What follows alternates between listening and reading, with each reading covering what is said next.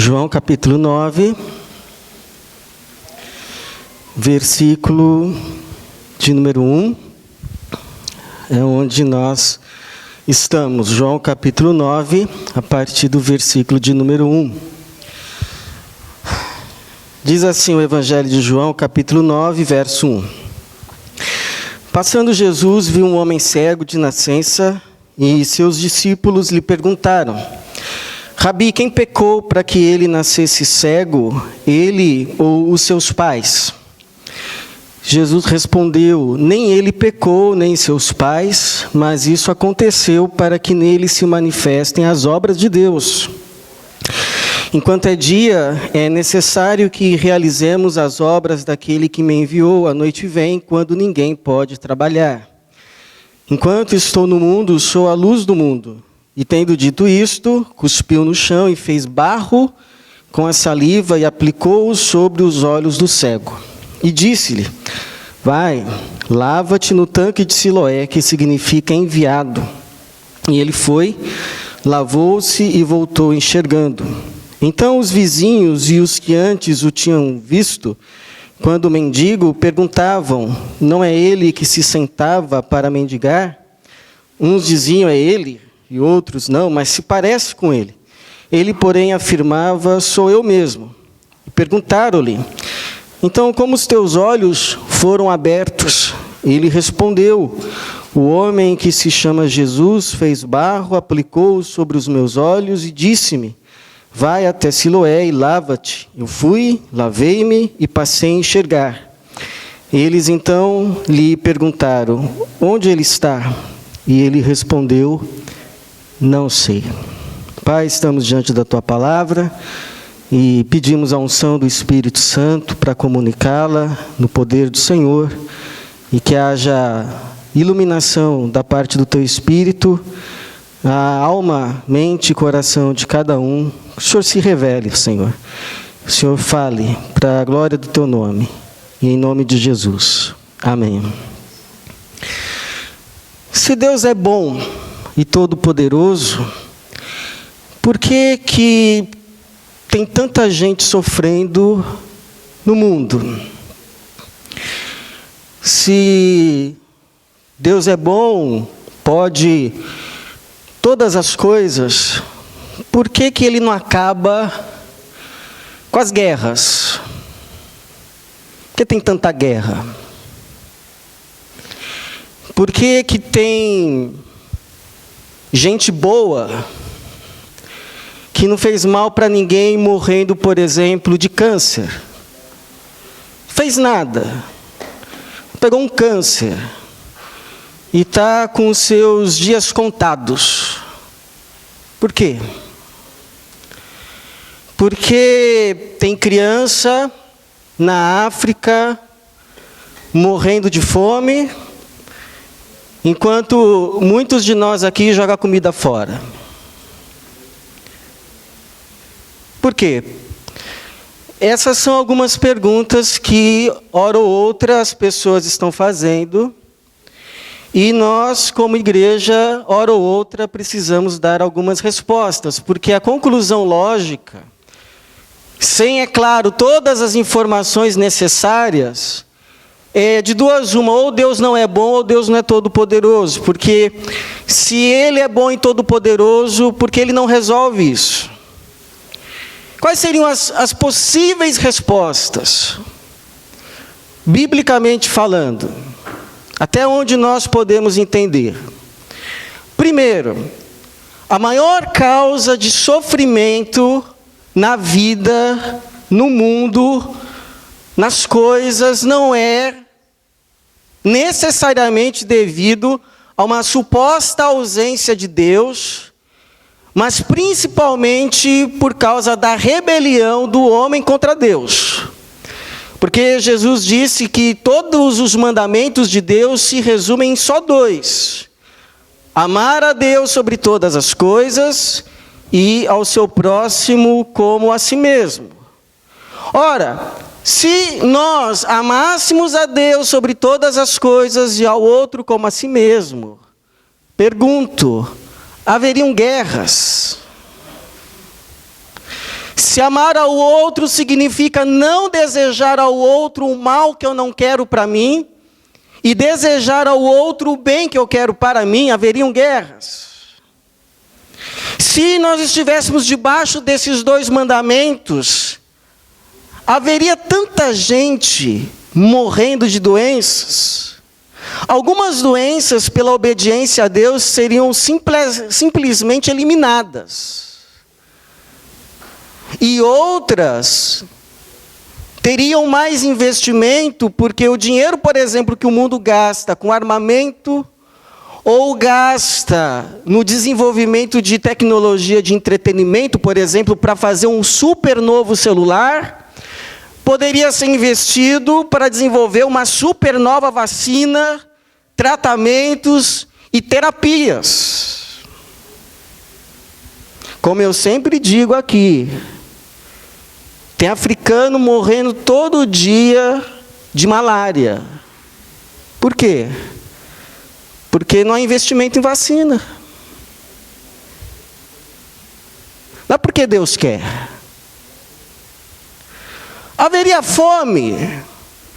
Se Deus abençoa a terra de tal maneira que a terra produz alimento suficiente para alimentar toda a população mundial e sobrar. Mas às vezes a gente ouve de produtores que destroem as suas produções para o produto valorizar. Para o produto valorizar.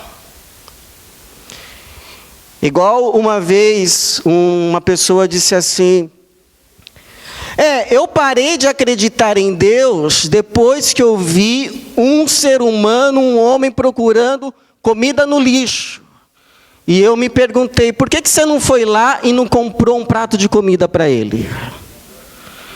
Então, na verdade, não é Deus que não quer saber do homem. É o homem que não quer saber de Deus. A segunda razão é porque nós estamos vivendo um tempo em que Deus entregou o governo do mundo, sabe para quem? Para o ser humano, para nós, para eu e para você. Para Adão e Eva. Lá no Jardim do Éden, Deus disse assim a Adão e Eva: encham a terra e dominem sobre ela. Domine sobre ela. Ou seja, governe. Eu estou entregando nas mãos de vocês o governo do mundo, da terra. Só que o homem gritou independência contra Deus. E o que nós vemos hoje não é o governo de um homem submisso à orientação de Deus. Mas o que nós vemos é um governo de um homem rebelado contra Deus. E por que Deus permite esse governo humano rebelado? Primeiro, porque Deus não é um ditador. Se você quiser se levantar daqui agora, passar por aquela porta e ir fazer algo que é contrário à vontade de Deus, se você quiser praticar o mal, ninguém vai te impedir. Deus não vai mandar um anjo no meio do caminho dizendo, não faça isso. Deus te deu o dom da liberdade. Você tem diante de você a vontade de Deus e cabe a você obedecer ou não. Mas ninguém vai te impedir, você é livre. Agora, isso não significa que Deus queira ou aprove o que você vai fazer. Não coloque a culpa em Deus. A Bíblia diz que Deus não se deixa tentar pelo mal e a ninguém tenta. Quando erramos, quando pecamos, erramos e pecamos simplesmente porque decidimos pecar. Decidimos errar. Ninguém nos obrigou a nada. Foi escolha própria. E Deus também permite esse tempo de governo humano para que sejam derrubadas todas as falsas ideologias, porque em alguns países, por exemplo, a gente ouve assim, que a solução para o mundo é educação.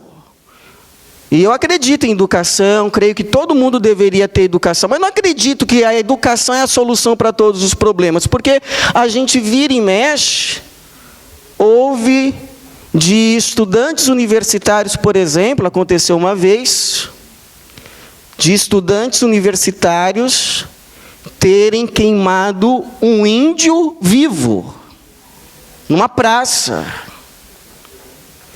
A gente ouve de estudantes universitários que fazem festas e embriagam garotas, envenenam garotas e abusam de garotas. E eu pergunto, não tinham educação? É por falta de estudo que fazem isso? Falta de Deus.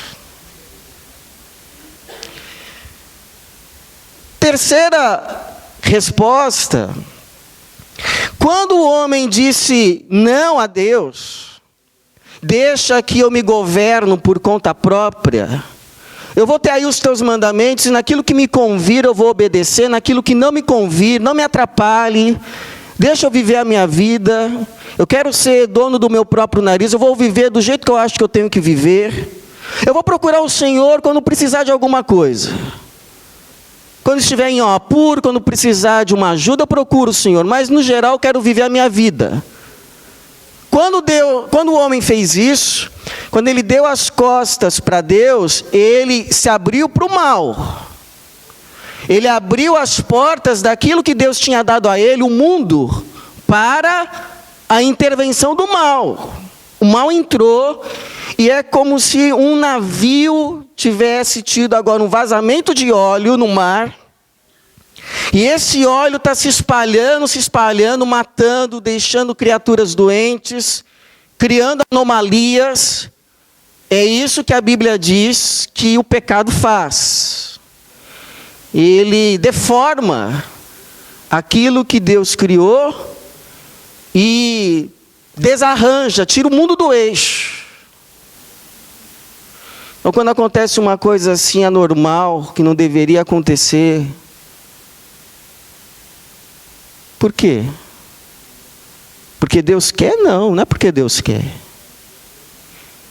É porque a gente, na nossa petulância de querer viver sem Deus, junto com os nossos pais Adão e Eva, tiramos o mundo do eixo. As coisas já não acontecem como Deus quer. Agora, quarta resposta: haverá um dia de julgamento. Haverá um dia em que Deus vai chamar cada um para prestar contas. Haverá um dia que Deus vai colocar um basta em todo mal. Vai chegar o dia. Agora, enquanto esse dia não chega, Deus tem duas atitudes para com o mal. Primeiro, Deus coloca limites para o mal. Teve uma pessoa que diz assim: eu não acredito em Deus por causa do mal. Olha o mal aí no mundo. Ao que um pastor respondeu: pois eu acredito em Deus justamente por causa do mal. Ah, como assim? Aí o pastor responde: por acaso o mal respeita limites? O mal respeita uma porta fechada, aqui você não entra? Não. Então por que o mal não invade tudo e não destrói tudo? Porque uma força maior está colocando limites. Você vem até aqui, daqui você não passa. Então está tendo guerra no mundo, tá? Mas por que não está todo mundo em guerra? Por que nós não estamos em guerra? Deus está colocando limites. Tem gente passando fome no mundo? Tem, mas por que não está todo mundo passando fome no mundo? Porque Deus está colocando limites. Tem gente morrendo, doente? Tem, mas por que não está todo mundo aqui doente? Porque Deus está colocando limites. E em segundo lugar, Deus tem paciência. Porque Deus sabe que para acabar com o mal, tem que acabar com o malvado. Mas Deus não quer acabar com o malvado. Deus quer salvar o malvado. Lá em 2 Pedro, capítulo de número 2, o Senhor diz assim: Deus é paciente. Deus é paciente, não querendo que ninguém se perca, mas que todos venham a arrepender-se. Deus é paciente. Deus dá tempo para que o que está em erro caia em si e se volte para Ele. Mas há de chegar o dia em que Deus vai pegar a sua vassoura e vai varrer o mundo. E não vai ficar maldade, não vai ficar mal, não vai ter mais lugar para o malvado. A terra se encherá com a glória do Senhor e o conhecimento do Senhor, como as águas cobrem o mar. E o bem do Senhor será tão pleno que não haverá mais lembrança sequer da maldade. O reino finalmente será do nosso Deus e do seu Cristo. E aqueles que são dele reinarão com o Senhor para sempre. Então, quando você vê no mundo o mal prevalecendo de alguma forma na vida de alguém, na sua vida, no mundo, pense, se lembre, diga: esse pode ser o começo da história, ou o meio da história, mas não é o final da história, porque a Bíblia diz que no final, Deus vai enxugar dos nossos olhos todas as lágrimas. E não haverá mais temor, não haverá mais morte, não haverá mais sofrimento, não haverá mais tristeza, porque a primeira ordem já passou. Primeira ordem já passou. Então essas são algumas respostas bíblicas, verdadeiras e principalmente para aqueles que creem, convincentes. Agora, quem não quer crer, não vai entender nunca. Porque o primeiro passo para entender as coisas de Deus é crer. Você crer, aí você entende. Porque Deus se revela para quem crê. Deus não se revela para quem não crê. Jesus disse para a Marta: quando creres, se creres, verás a glória de Deus. Não é se veres a glória de Deus, crerás.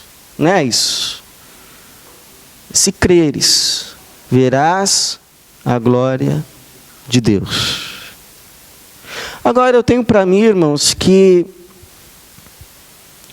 a maior resposta que nós como igreja precisamos dar para o mundo, além dessas que são bíblicas,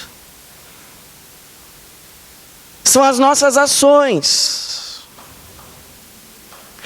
Porque talvez se o mundo visse mais o poder e a bondade de Deus agindo por meio de nós, lá no trânsito, lá no trabalho, talvez perguntariam menos a respeito da bondade e do poder de Deus. Porque é justamente isso que Jesus faz quando os discípulos dão de cara com uma situação que eles não podem explicar. Eles veem um homem que é cego de nascença. E eles perguntam para Jesus: quem pecou? Foram os pais dele que pecaram para que ele nascesse assim? Ou foi ele que pecou? Porque naquele tempo os rabinos, eles ensinavam que é possível o feto pecar no ventre, usando a história de Esaú e Jacó. Então havia esse pensamento, que alguém nasceu assim porque pecou no ventre. Eu não estou pregando isso, eu quero deixar claro. Eu estou falando qual era o pensamento da época, e é por isso que eles perguntam: Quem foi que pecou? Foram os pais que pecaram e por isso ele está nascendo assim? Ou foi ele mesmo? E aí Jesus lança a luz. Não foi nem os pais dele, nem foi ele. Mas isso aconteceu para que se manifeste nele as obras de Deus. Ou seja, os discípulos, eles olham para o homem, cego de nascença, e vê nesse cego de nascença um objeto para suas especulações, para as suas indagações, para as suas interrogações. Mas Jesus vê no homem um objeto para que se realize nele as obras, as ações de Deus, e aí ele se dirige ao homem para ser canal da bondade, do poder, da glória e da misericórdia de Deus. E com essa atitude, o Senhor concede para nós 2 princípios para as nossas atitudes, porque nós nos chamamos e nos dizemos povo dele. Aquilo que Jesus viu o Pai fazendo, ele fez, e aquilo que nós vemos ele fazer, também devemos fazer. Então, o primeiro princípio para as nossas ações, quando a gente se depara com alguém vitimado pelo mal, é ajudar primeiro e julgar depois. Ajudar primeiro e julgar depois. Porque quando a gente vê um vitimado pelo mal, a gente tem a tendência como humano a fazer perguntas, a querer encontrar culpados. Tá, você está nessa situação assim, mas por que você está nessa situação? Porque eu não estou nessa situação. Por que você chegou a esse ponto? Quem errou? Foi você que errou? Foi o teu pai que errou? Foi a tua mãe que errou? Ou é Deus que está errando? A gente assume um posicionamento de amigos de Jó. Lembra dos amigos de Jó? Chegaram lá diante do moribundo Jó e não se aguentaram, começaram a falar aquilo que estava no coração deles. Jó, você está assim porque alguma coisa você fez para estar assim. Não, você pecou, Jó. Você pecou. E Deus está pesando a mão sobre você, Jó. Esse é o argumento dos amigos de Jó. Você errou. Agora eu acho interessante, eu ouvi uma coisa bonita a respeito de quando a polícia ou o corpo de bombeiro chega assim num lugar em que houve um acidente. A primeira coisa que eles fazem não é perguntar quem causou esse acidente. Quem foi o culpado? Pega o sujeito lá atropelado, escuta, você não viu o carro? Você não atravessou na faixa? Quem é o culpado aqui? O sujeito morrendo. Primeira coisa a fazer, não é perguntar, a primeira coisa a fazer em nome de Jesus, ajudar. Derramar misericórdia. Depois vamos perguntar. Depois vamos indagar. Não estou dizendo que a gente não tem que perguntar. Eu estou dizendo é que a primeira atitude não é julgar. Diante de uma vítima do mal, a primeira atitude é como Jesus fez. Vai lá. Se foi o fulano, se foi o ciclano que errou, a gente vai ver isso depois. Mas eu tenho para mim que é uma vítima. Segundo, Deus nos ensina que a nossa ajuda é segundo aquilo que temos, não segundo aquilo que não temos. Porque muita gente diz assim, quando eu tiver mais dinheiro, aí eu vou ajudar. Quando eu tiver mais tempo, aí eu vou ajudar. Quando eu tiver mais condições, aí conte comigo. Deus não está esperando que você ajude, que você arregace as mangas, que você se coloque à disposição de ajudar amanhã e com o que você não tem. Deus espera atitudes hoje, com pouco que você tem. Porque é interessante que Jesus, ele trata esse homem com as coisas mais básicas que ele tinha ao seu redor. Com o que ele socorre esse homem? Barro, saliva, para não dizer cuspe, e água de um tanque chamado Siloé, que significava enviado, e que tem aqui um simbolismo espiritual, porque Jesus diz que ele é o enviado, e está dizendo que se nós quisermos ter os olhos abertos, temos que lavar os olhos com as águas de Jesus, com o Senhor Jesus. Mas aí ele usa o que ele tem. Saliva, barro e água. Porque aquilo que nos parece pouco ou insuficiente, nas mãos de Deus faz proezas. Nas mãos de Deus é suficiente. Nas mãos de Deus tem efeito. Nas mãos de Jesus teve efeito. O cego se lavou e voltou vendo. Voltou vendo. E a obra de Deus se manifestou nele. Porque Deus é tão poderoso que Ele pode tirar do mal o bem.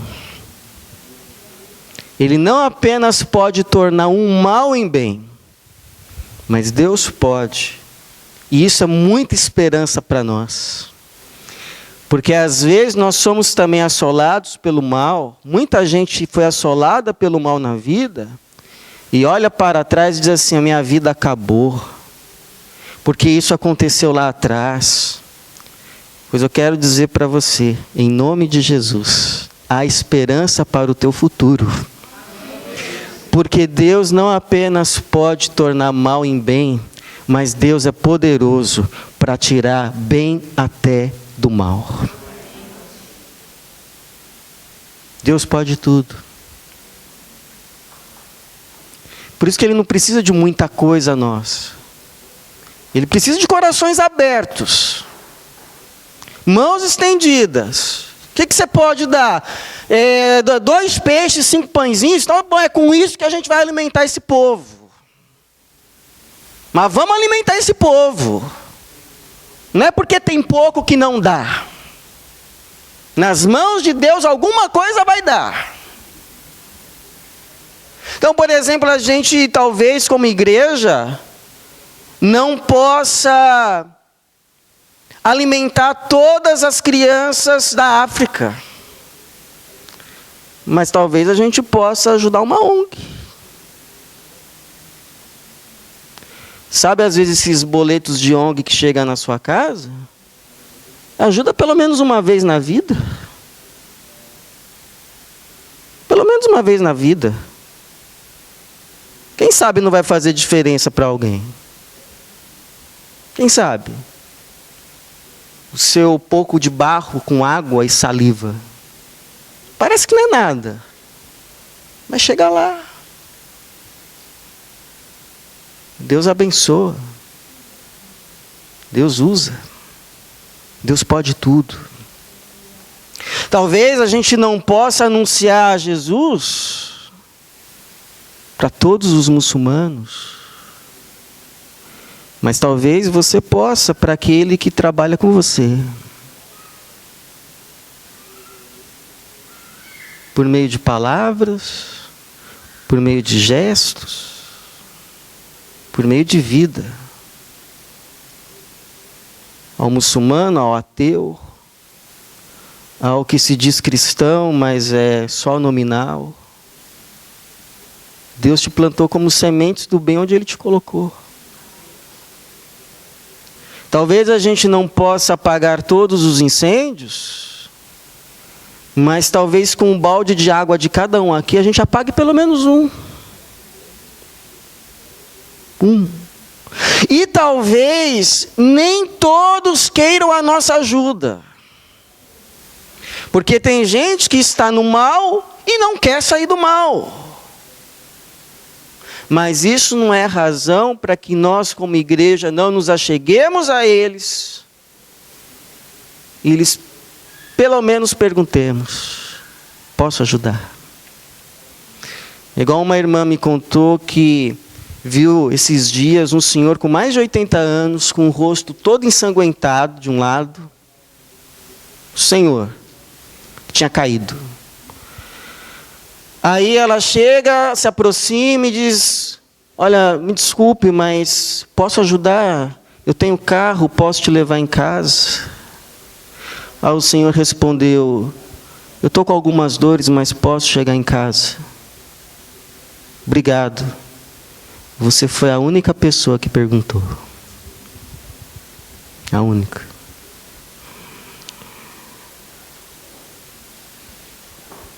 Eu sei, irmãos, que tem muitas perguntas que a gente vai precisar ter a humildade desse ex-cego e de dizer: não sei. Mas eu sei de uma coisa: lá no último dia, quando Deus revelar a sua glória, abrir o nosso entendimento e nos mostrar como Ele resolveu e vai resolver cada situação complicada que está acima das nossas especulações e soluções, a Bíblia diz que nós vamos nos unir a um coral de anjos que não vai perguntar a Deus: por que fizestes assim? Mas nós vamos cantar juntos: grandes são as tuas obras, Senhor Todo-Poderoso, justos e verdadeiros são os teus caminhos. Quem não te louvará? Quem não te glorificará? Pois os teus atos de justiça se fizeram manifestos. Por isso, você que é igreja, plantado como agente do bem na terra, Deus há de esperar pelo menos duas atitudes. Não se deixe mais usar suas mãos, teus pés, teus olhos, tua boca como instrumento do mal. Não deixe-se mais usar como instrumento do mal. E tome a posição como instrumento do bem. Para fazer o bem, sem ver a quem. Inclusive, para quem te faz o mal. Porque Jesus disse: vocês são o sal da terra e a luz do mundo. Brilhe a vossa luz diante dos homens, para que vejam as tuas boas obras. Boas obras. E em vez de ficarem perguntando sobre Deus, glorifiquem o vosso Pai Celestial que está no céu. Que assim seja. Que Deus, nesse mundo mau, nos plante como sementes do bem. Em nome de Jesus. Amém.